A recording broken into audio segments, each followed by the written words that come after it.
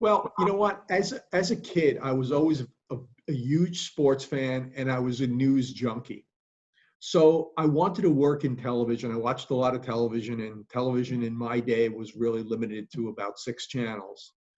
Uh, so I knew I wanted to be into live television. So that was something that really kind of interested me.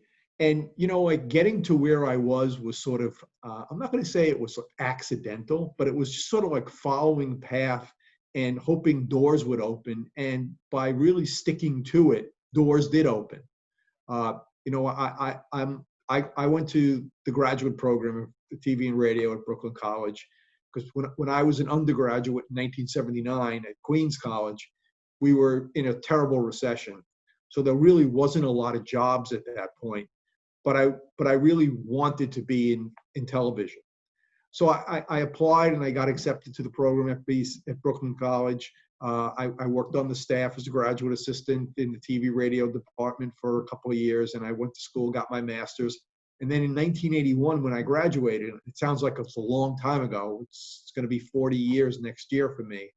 Uh, the whole pay TV industry was exploding.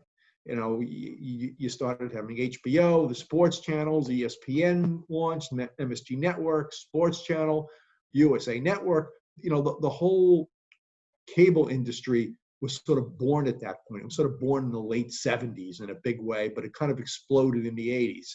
And it was just like following a path, working very hard and building relationships and, just learning how to network with people and get along with them. And I always say that if you want to have success, not only in this career, in any career, but in this career especially, because television is a huge team sport.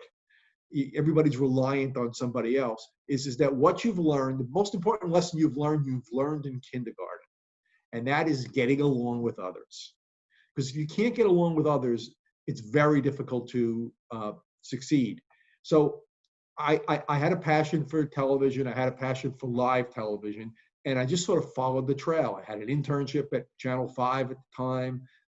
I met somebody who helped me get a job at Cablevision at the time that owned Sports Channel. I did a lot of different jobs there, probably 6 or 7 jobs early in my career that just, sent me to a path. And I just kept following it.